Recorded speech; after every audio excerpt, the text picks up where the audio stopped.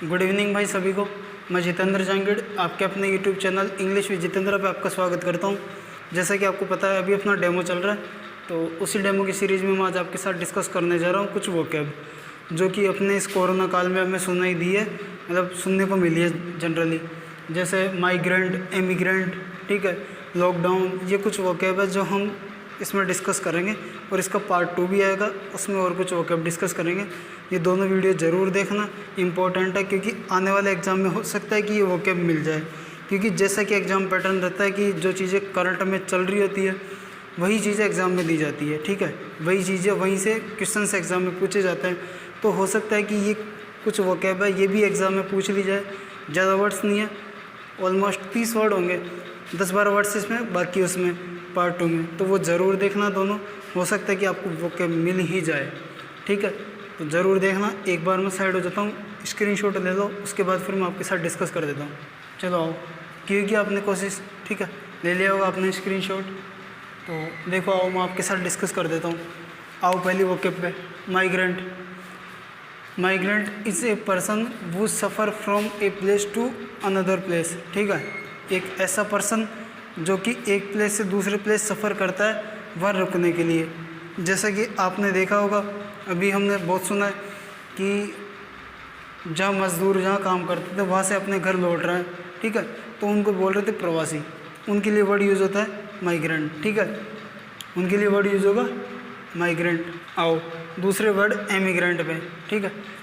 Emigrant का मतलब होता है a person who leaves his country, a person who leaves his country to stay in another country, ठीक है। एक ऐसा पर्सन जो अपने देश को छोड़ता है और दूसरे देश में जाकर रहता है, ठीक है, अपने देश को छोड़ता है दूसरे देश में जाने के लिए, उस पर्सन के लिए वर्ड यूज़ होता है माइग्रेंट, सॉरी एमिग्रेंट। उस पर्सन के लिए यूज़ होता है एमिग्रेंट, ठीक है। एक होता है इमिग्रेंट, एक होता है इमिग्रेंट। इमिग्रेंट का मतलब होता है a person who comes in a country to stay there, ठीक है। एक ऐसा पर्सन जो किसी देश में आया वहाँ रुकने के लिए, ठीक है, या फिर रोज़गार के लिए, उस पर्सन के लिए यूज़ लेते हैं इमिग्रेंट, ठीक है। देखो इनका थोड़ा सा कन्फ्यूजन रहता है, इनको थोड़े से अच्छे से समझाता हूँ। जैसे मान लो एक पर्सन है जो अमेरिका से हमारे देश में आया, ठीक है, एक पर्सन है जो कि अमेरिका से हमारे देश में आया किसी भी कारण से, वहाँ रहने के लिए, फिर रोज़गार के लिए, कुछ भी कारण से, तो वो पर्सन हमारे लिए तो हो गया इमिग्रेंट, वो पर्सन हमारे लिए तो हो गया इमिग्रेंट। और वही पर्सन अमेरिका के लिए हो गया एमिग्रेंट, क्योंकि उसने अपने देश को छोड़ा है। जो अपने देश को छोड़ के दूसरे देश में जाए रहने के लिए उसे कहेंगे एमिग्रेंट, और जो किसी देश में आया हो रहने के लिए उसे कहेंगे इमिग्रेंट। तो वो पर्सन हमारे देश में आया तो वो हो गया इमिग्रेंट, और वो पर्सन उस देश को छोड़ के आए अमेरिका को, तो वो उस देश के लिए हो गया एमिग्रेंट। आए इतना समझ? ये थोड़ा सा कन्फ्यूजन रहता है, इसको थोड़ा सा ध्यान रखना। Refugee, refugee is a person who leaves his country, who leaves his country specially in a specially during war, ठीक है, स्पेशली ड्यूरिंग ए वॉर। एक ऐसा पर्सन जो अपने देश को छोड़ता है और किसी देश में जाता है, ठीक है, स्पेशली युद्ध के दौरान, स्पेशली युद्ध के दौरान जो अपने देश को छोड़ता है और दूसरी जगह जाता है शरण लेने के लिए, उस पर्सन के लिए यूज होता है रेफ्यूजी, ठीक है। अब आओ एक्सपाट्रिएट के लिए। Expatriate is a person who lives in a country which is not his own. एक ऐसा पर्सन जो किसी देश में रहता है लेकिन वो देश उसका अपना नहीं है, उस पर्सन के लिए यूज होता है एक्सपाट्रिएट, ठीक है। इन सब चीज़ों को कॉपी में नोट कर लेना भाई, इंपॉर्टेंट वर्ड है ये। और अगर अब भी नहीं आए तो बाद में किसी एग्ज़ाम में आ जाएंगे, क्योंकि प्रीवियस के ही वर्ड है, मैं अपने मन से कुछ भी नहीं करा रहा हूँ, ठीक है। अब आओ देखें, क्वारंटाइन, आइसोलेट और सेक्लूड। देखो quarantine to keep a person separate from, to keep a person separate from a group of people और पीपल, ठीक है।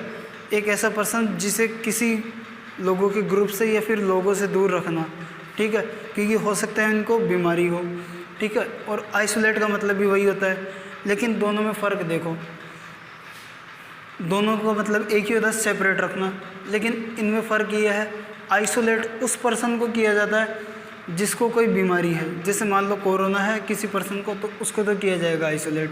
लेकिन एक दूसरा पर्सन है जो कोरोना के मरीज़ के संपर्क में है, ठीक है, उसके कांटेक्ट में है, तो हो सकता है कि उसको बीमारी हो जाए, तो उसको करते हैं क्वारंटाइन, और जिसके बीमारी है उसको करते हैं आइसोलेट।